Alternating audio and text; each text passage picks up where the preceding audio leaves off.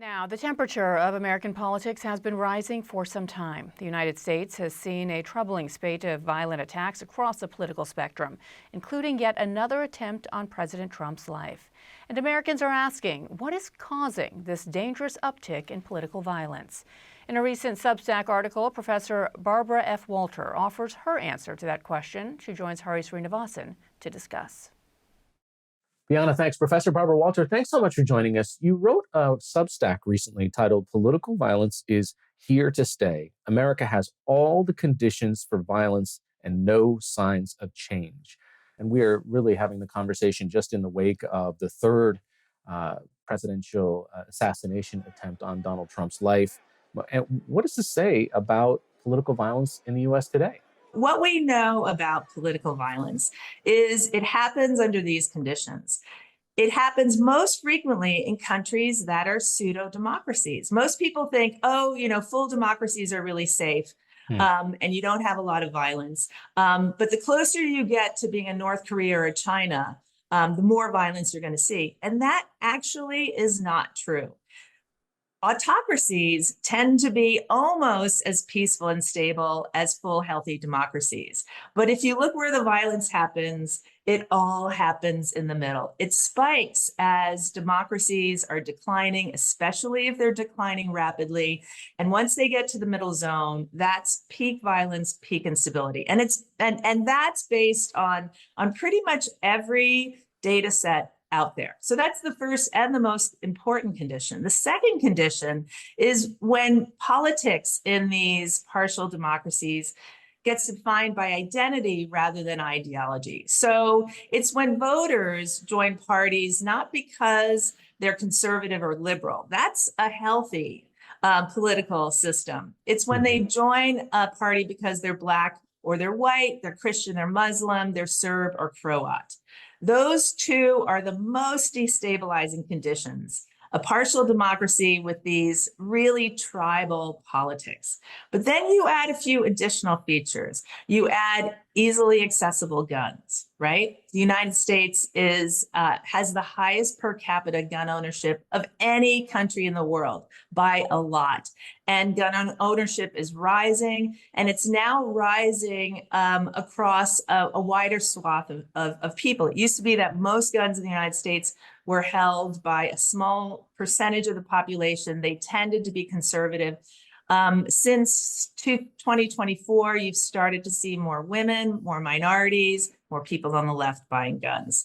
And then the fourth thing we know is that the type of violence that we're seeing today, you could call it domestic terrorism, you could call it political violence, is overwhelmingly caused by what we call lone actors. These are individuals, they're acting alone, they're overwhelmingly young, male, and they've been radicalized online. Let's break that down a little bit, right? You say that the data from the National Consortium for the Study of Terrorism and Response to Terrorism shows that terrorism and targeted violence events increased by more than 30% between 2024 and 2025. And a different analysis found that more than 520 plots and violent incidents happened in just the first half of 2025. And that's up 40% within a year's time. I mean, clearly there are more people who are willing to say that political violence is okay.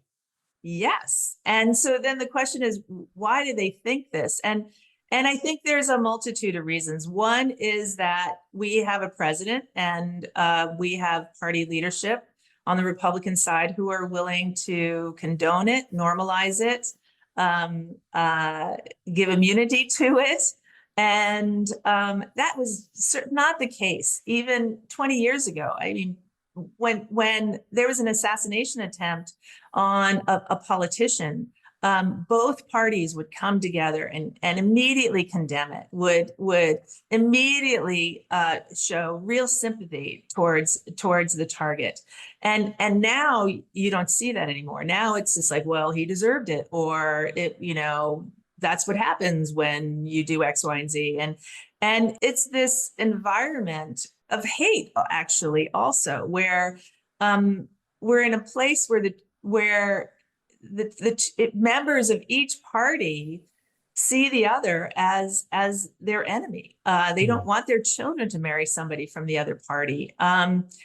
Those attitudes are much stronger on the right than on the left. So it's not equal, but it is growing on the left, just as gun ownership is growing on the left. So you have this sense of hate, this sense of, violence in pursuit of your political ideals is justified.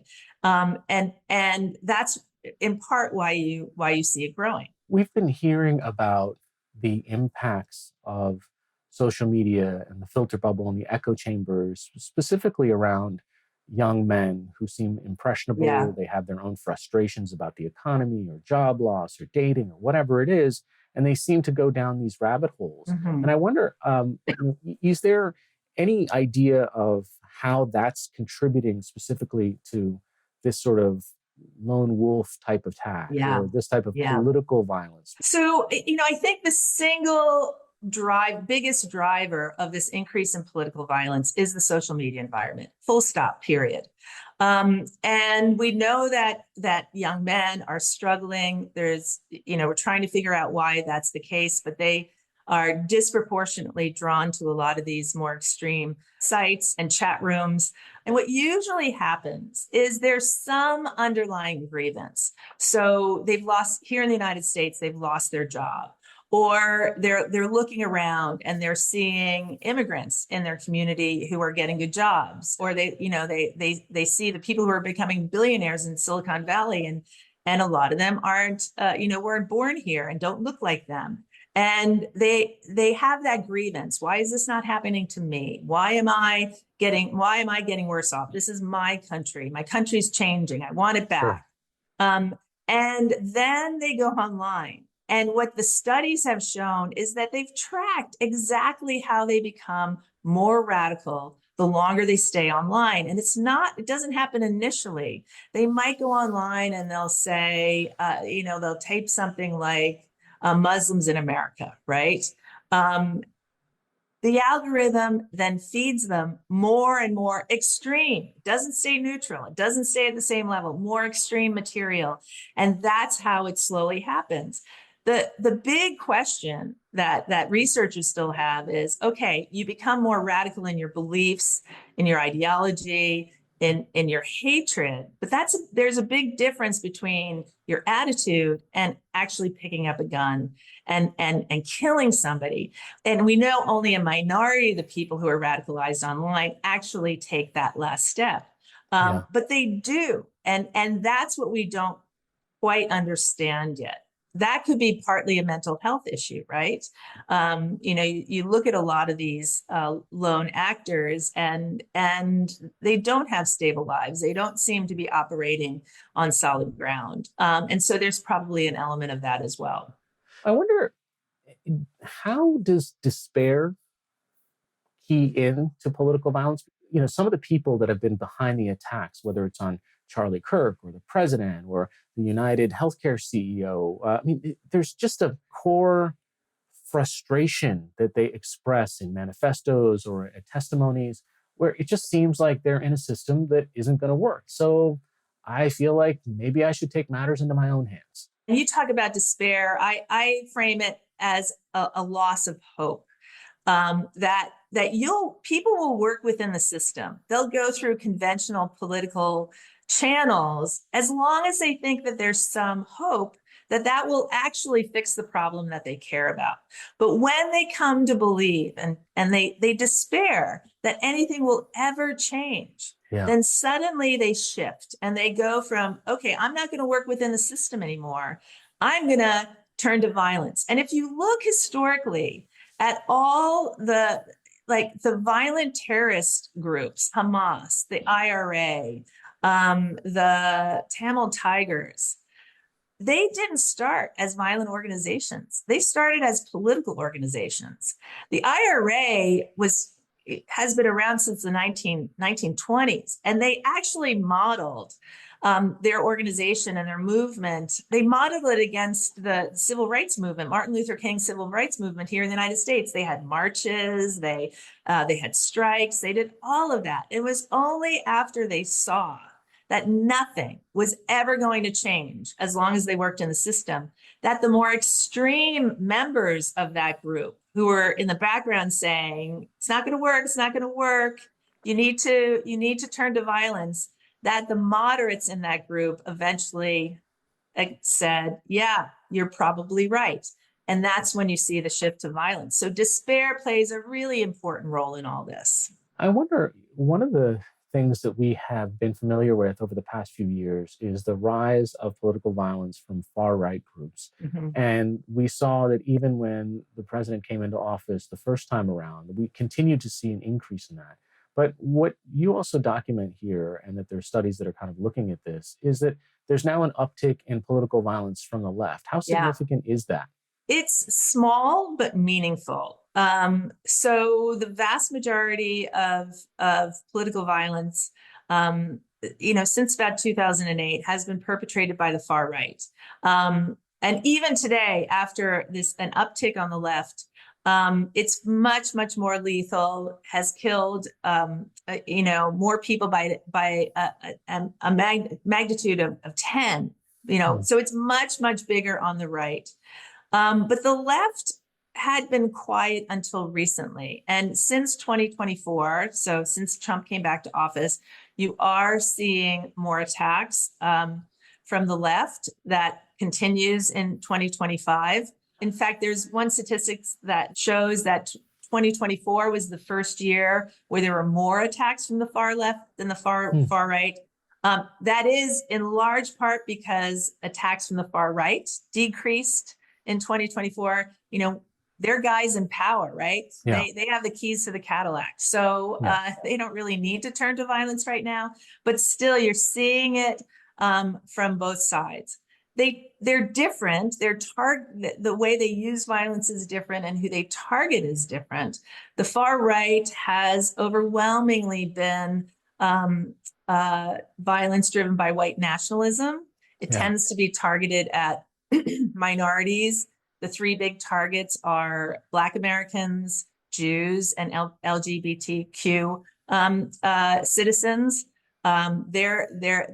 Latinos are also included in there, and women. So these are white nationalists who want to reassert white male dominance, and this is the way some of them are choosing to do that. So they tend to target individuals. The left tends to target infrastructure and the government. So it's law enforcement, it's politicians who are voting in ways that they don't agree with. So it's different, and it's driven by a different set of grievances on both sides.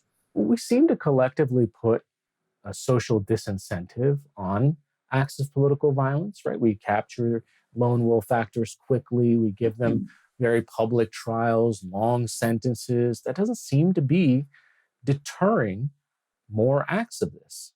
But if you look at the data over time, we're not consistent in how we prosecute these groups.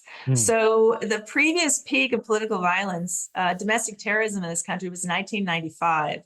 That's when Timothy McVeigh bombed the federal building in Oklahoma City. That was a wake-up call to the FBI. And after that, they had a very, very well-organized, aggressive campaign to figure out who these extremists were within our country, how they were operating, and they went after them. And you saw a significant decline in these groups and membership into these groups. That changed under Trump. Trump doesn't want these groups prosecuted, right? His attitude towards the January 6th, the people who attacked the Capitol, he gave them all immunity, right? We did go after them. We did put them in jail if they had committed a crime. And then Trump released them. And he's told others that they would have immunity if they supported him unconditionally. So if you were to look at the data Trump has given the order that we are not going after these groups anymore. And again, their ability to operate and to grow and to train is related to, how much freedom and tolerance they're given. And right now they're given a lot of tolerance. The more troubling part of your recent note was you kind of end the piece by saying that the United States is entering a period of 10 to 20 years of elevated instability and political violence. How do we know that we've gone from isolated incidents to elevated violence to civil war? I mean, put us in that continuum there. Yeah, it's overwhelmingly insurgencies, guerrilla warfare. And it's usually quite decentralized. So you'll have militias, paramilitary groups, and sometimes they're working together, but sometimes they're actually, doing their own thing, sort of parallel play. It's interesting. I actually think the risk of civil war under Trump has declined somewhat, because the militias and the groups that were training for war were all on the far right. So the Proud Boys and the Accelerationists and the Boogaloo Boys and all these groups that actually wanted a civil war to essentially clean house and to make America, pure and white again. They've become quite quiet under Trump. And again, that's because their grievances have declined. And in their place, you're seeing more of these lone actors. And lone actors from a civil war perspective, an insurgency, guerrilla warfare perspective, are less threatening. They're not organized for that. They're not training for that. They would be much less lethal than very well-trained militias, which every state here in the United States has. So, who's in the White House matters. The far right, these white nationalists, if we were to get a Democrat in the White House again, if that Democrat was, a woman of color, for example, they're ready to train again. And their goal is to prevent America from becoming a non-white majority country, which is going to happen in the next 20 years. And so they're just going to be reinvigorated. So it really depends on who's in power and how threatened those really radical groups that are well-armed, trained, organized, who want war, whether they feel threatened or not. Author and Professor Barbara Walter, and a political scientist as well. Thanks so much for taking your time. Thank you, Hari. It was a pleasure to be here.